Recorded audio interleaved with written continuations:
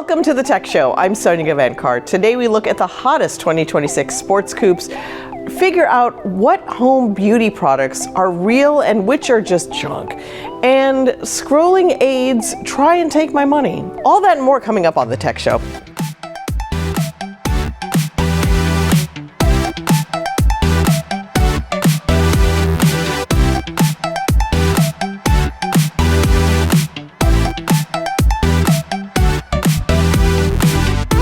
Now it's time for the latest. OpenAI's Sora app for AI videos is a viral hit despite being invite-only for now and limited to users in the United States and Canada at launch. On its first day, Sora saw 56,000 downloads and is now ranked as the #3 top overall app on Apple's US App Store, according to new data from app intelligence provider App Figures. On Friday, October 3rd, it became the #1 app on the US App Store. That puts it ahead of Google Gemini and OpenAI's ChatGPT. The firm estimates Sora's iOS app pulled in a total of 164,000 installs during its first 2 days. That's between September 30th and October 1st. The day one figures also put Sora's debut ahead of the performance of other major AI app launches, including Anthropic's Claude and Microsoft's Copilot, and puts it on par with xAI's Grok launch. Meanwhile, OpenAI's ChatGPT and Google's Gemini iOS apps had somewhat stronger launches, with each reaching at least 80,000 downloads on day one. Since Sora is still invite-only, this may not be the fairest comparison. We'll admit it. It's possible that the new video app could have attracted even more installs if it were open to all users. Some T-Mobile customers have been receiving legitimate-looking letters that say the carrier has detected concerning activity on their accounts, namely accessing websites hosting questionable material, and that, as a result, their usage will be monitored. Recipients have posted images of the letters on Reddit. Aside from the recipients' names and addresses, they're identical. All are what look like T-Mobile letterhead and are purportedly from its legal and emergency response teams. The letters say that the accounts visited sites promoting or facilitating hacking-related activities, and that hosted adult-oriented content featuring fictional characters represented as underage.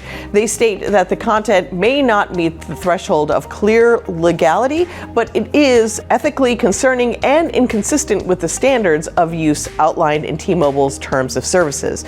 And as a result, the websites at issue will be blocked and the accounts in question will be monitored. One Reddit user who received the letter wrote of his concerns, "I'm kind of freaked out that T-Mobile might shut down my account for stuff that I didn't do." While a few respondents questioned the legitimacy of the letters, it set off many who are worried about privacy. User Southern_repair_4416 wrote, "This is so dystopian, surveillance and censorship in disguise, with internet age restriction laws on the books in many states and sites like YouTube and Google policing age with AI. Data privacy is waning, making the letters all but more believable." But a T-Mobile spokesperson has confirmed to Android police that the letters are not from the carrier. "They do not come from T-Mobile and do not reflect our policies or practices," the spokesperson said. "We do not monitor or censor browsing activities, and like other providers, we use standard protections to block access to known malicious sites for security purposes." We'll be back in 30 seconds.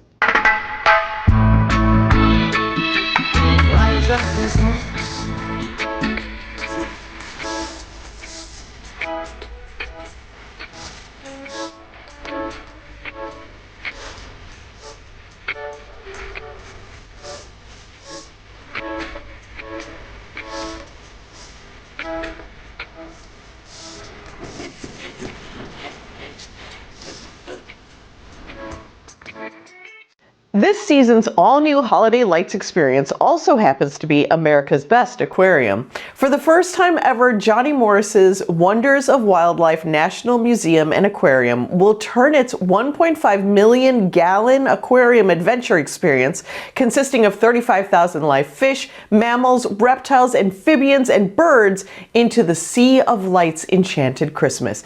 And we have Director of Conservation and Education Programs, Misty Mitchell, here to share a sneak peek peek at the dazzling lights and the inspiration behind the celebration. Hello, Misty.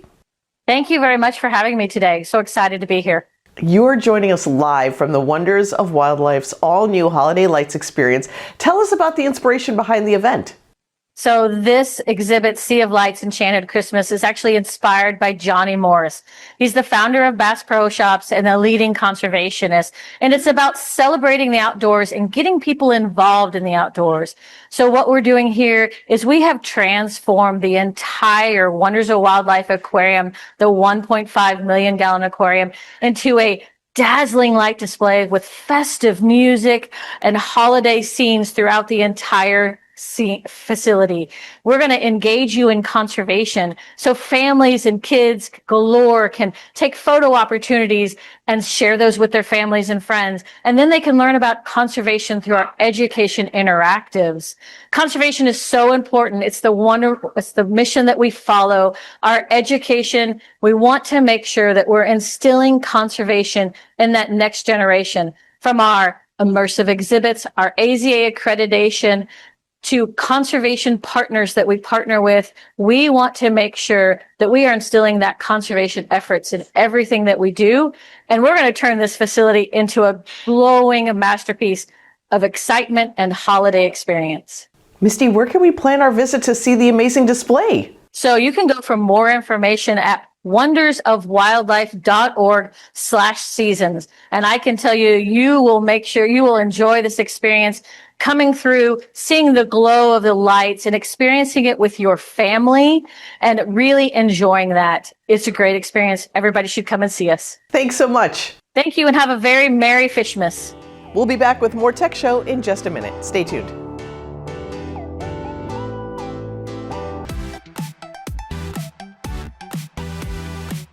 SUVs and sedans are sensible, but what is the fun in that? Let's look at automotive territory's most anticipated sports coupes of 2026 in today's Car Tech. No matter of your personal car preferences, you should agree that a sleek two-door coupe is the coolest way to get around. Today, we're talking about this appealing kind of transport. Welcome to the automotive territory, and let's get started. BMW M2 CS. BMW has just updated the top dog of its compact sports car range. Based on the current generation M2, the M2 CS gets distinct visual changes.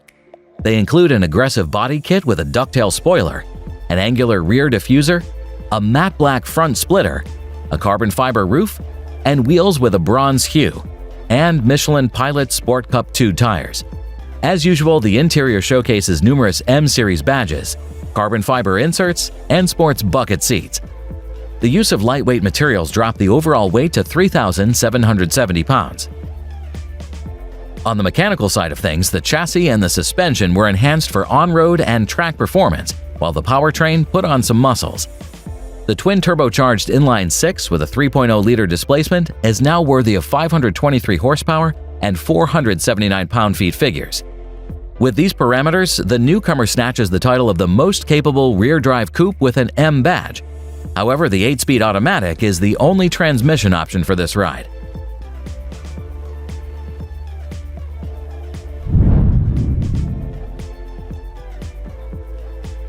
Longbow Speedster and Roadster. This young manufacturer from the UK wants to capture the lightweight spirit of traditional British sports cars and bring it to the electrified era. Their current intent is to deliver a roofless Speedster and a sleek Roadster model by 2026. Both newcomers sport a featherlight aluminum chassis and an aerodynamic exterior with a long hood and a dual-tone paint job. With a weight of 1,973 pounds and a 322 horsepower RWD layout, the Speedster can travel for 275 miles and complete an electrifying sprint to 62 miles per hour in 3.5 seconds. The roof adds about 200 pounds more to the Roadster's weight. It drops the acceleration time to 3.6 seconds, but increases the range to 280 miles due to better aerodynamic efficiency.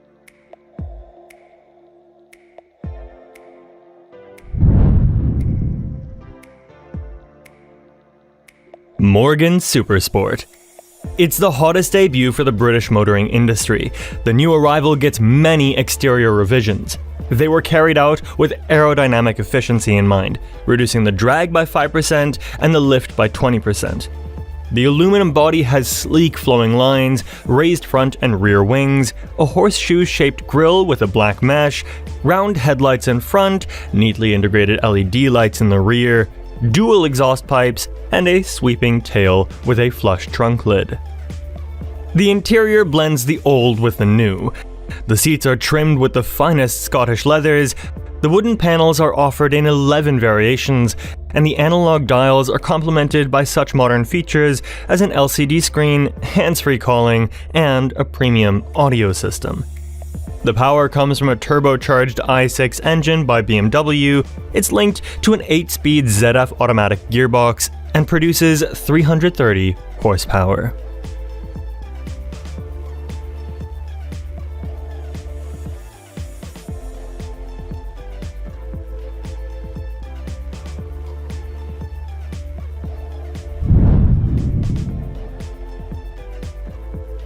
Genesis X Grand Berlinetta. This tasteful, retro-futuristic model embodies Genesis's athletic elegance design philosophy. It gets cab-backward proportions, an elongated hood, and pure parabolic lines. The front end features a futuristic iteration of the Genesis Crest grille with integrated two-line headlights, with the latter stretching beyond the front fenders. The two-line light cluster is also present at the rear end and resembles sports cars of the 60s. The mid-engine concept is powered by a hybrid setup based on a turbo V6 engine and a YASA e-electric motor. The combined output of this system is rated at 1,071 horsepower and 986 pound-feet of torque.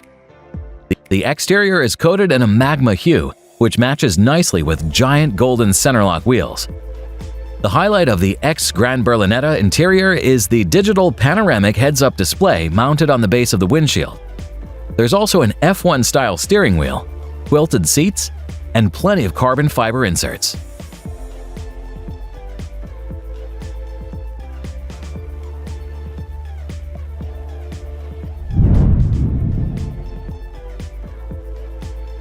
Toyota GR86 Yuzu Edition. It may be painful to hear for all Toyota fans, but the GR86 is losing the sales race in the sports coupe segment. This fact might have been prompted by the Japanese to play the nostalgia card and release the GR86 Yuzu Edition. This compact coupe pays tribute to the now legendary Scion FRS. The newcomer inherits the color scheme common to Japanese performance cars of the 2000s. The 860-unit Special Edition also adopts a wide range of premium goodies, namely Brembo brakes, Sachs dampers, the Toyota Performance Package, and attention-grabbing custom wheels. Under the hood, it hides the familiar 2.4-liter four-cylinder boxer that pushes out 228 horsepower and 184 pound-feet.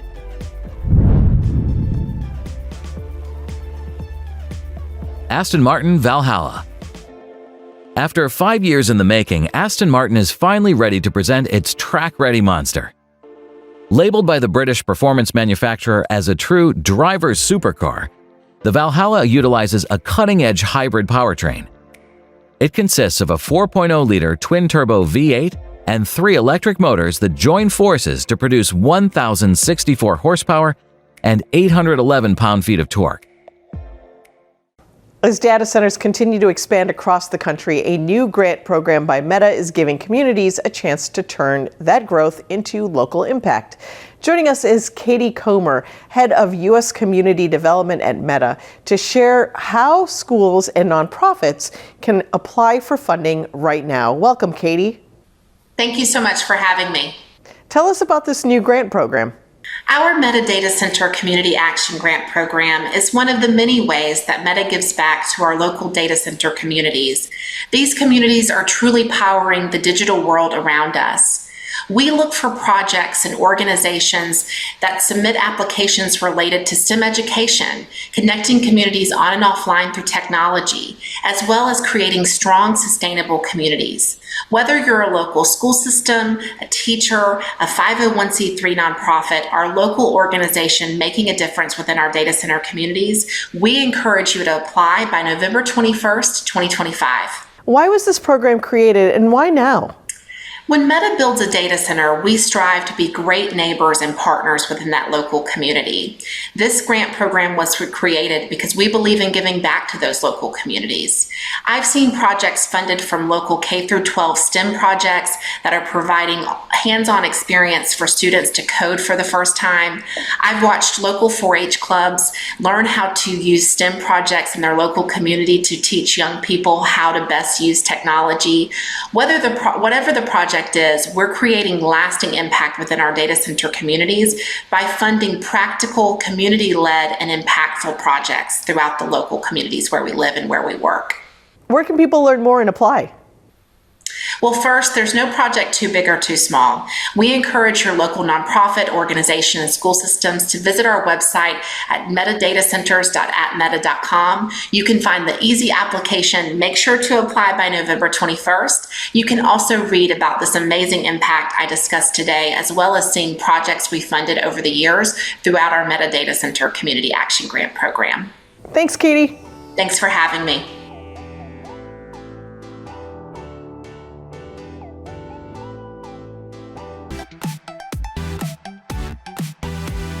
If you're in search of an anti-aging magic bullet like me, you are likely happy to spend good money on something that really works. But how do you know what really works and what is just a placebo? Dr. Abs gives us some pointers on how to decide in today's health tech. Are one of the most opaque companies I've ever seen, making false claims, terrible posts showing their terrible understanding of science, and being ripped to pieces.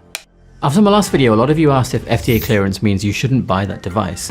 If you're really interested in buying at-home skin or beauty devices or getting clinical treatment, then there's actually a couple of things you need to ask about, and not just whether it has FDA clearance or not. And this video is going to give you every single one. After that, I'm going to take you through a comparison between two devices as an example so you can see how to analyze something for yourself before you buy it. There's a few tiers of quality, and the higher your device ranks on the simplified diagram, the better it is. At the bottom is an FDA clearance by 510K equivalence. All this means is that the device is similar to something already on the market. It doesn't actually say anything about whether it can cure your skin condition. Simply a method of getting a product to market in a more convenient way than the next tier up for that manufacturer. It's an irrelevant measure of device quality because you as an end user don't care whether your device is similar to something else on the market. You care whether your device can help you or not. Next up is FDA clearance by testing. This is slightly better than a 510K equivalence, but it's still pretty useless. Essentially, instead of saying your device is similar to something that's already on the market, you submit some testing data of your device. But because that data will be analyzed by FDA scientists, I think it's a completely corrupt process, as you can see from my previous video where I show you the manipulation that goes on during that analysis by FDA scientists during the approval process for medical devices. Does that mean FDA clearance by testing or equivalence is completely useless? Yes, it does. Does it mean you can measure your device quality based on them? No, it doesn't. For example, you can have a terrible device that's similar to something on the market already, and it can get FDA approval by equivalence. But you can also have a fantastic device that's like nothing on the market, so you can't get equivalence, and maybe the company isn't able to produce a huge amount of testing data, maybe because of budget constraints as an example, so it doesn't get approval by testing either. That's why the next step up in this tier is even better. Now we have medical CE. This essentially means you have a medical license. This is what you should care about. You're buying a device not because it's similar to what's on the market, but because you want to clear your condition. And medical CE means this device is able to clear a condition. The final and best tier, however, is simply to look at the measurable metrics of that device's statistics as well as the transparency of the company. There are devices which may not have medical CE certificate, but their statistics and the strength of the device are measurable and not based on opinion or fancy words on a website is extraordinarily high, and thus they're still able to provide a fantastic result for anyone that uses it. If the company is transparent about this, then they'll provide any and every statistic you like, which is a show of how much they have nothing to hide, because they know that their device is the best. But If a company refuses to give you certain stats, chances are it's because they don't want you to realize there's something better out there which you can see once you use their stats to compare. But the problem you guys have in the public is that you don't know which stats to ask for each device. But that's okay, because that's what this channel is for, and I've got you covered. I'm going to compare these two devices now. The Lima Laser is absolutely one of the worst skincare devices I've ever seen in my life, and the Dermalux LED series is the most powerful LED series anyone has ever invented. FDA clearance. They both have it from equivalence, but does that say anything about either of them or their ability to help your skin? No, because it's simply a more convenient way for the companies to sell their products and nothing more. Medical CE. As you can probably guess, the Lima Laser has no medical CE whatsoever, whereas the Dermalux has multiple because it's so powerful. And at the end of the day, what you want a device for is to solve your problem and not to be similar to something else already sold, as I've already said. And just so you know, by the way, there's only one LED range in the entire world that's good enough to attain a medical CE, and that's Dermalux. Let that sink in before you decide to go off and buy something else. If other devices were powerful enough or good enough for your skin, why haven't they also been given medical CE? Why have they only got something useless like FDA clearance, if anything at all? Transparency and metrics. Dermalux are one of the most transparent companies in the world, and that's because their statistics are the highest of any device ever made. So the reason they are so transparent is because they know, even if other companies see their statistics, they know that they still can't be beaten anyway. That tells you that you're buying the best device out there. We have to take one final break, then we're back with Take My Money right here on The Tech Show. Stay with us.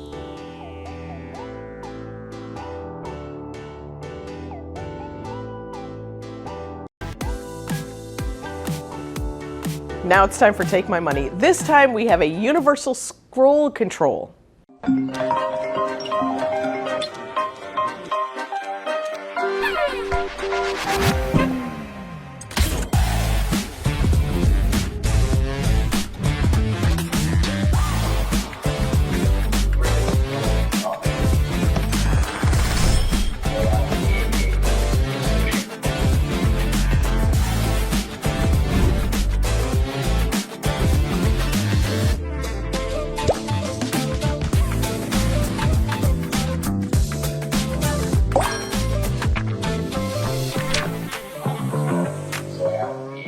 Okay, get a load of this. Our producer, April, is too lazy to get her hand outside of the covers to scroll on her e-reader, and so she thinks this is great. Honestly, I don't get it, except for maybe like an assisted device for somebody who has arthritis or movement issues. I just think like we have all the scrolling technology literally in our hands. But if CheerDots would send us one, April, and underneath her covers in the winter as she reads some book, would really appreciate it. Thanks for joining us this week. Follow us at The Tech Show TV and join the conversation. Tech you later.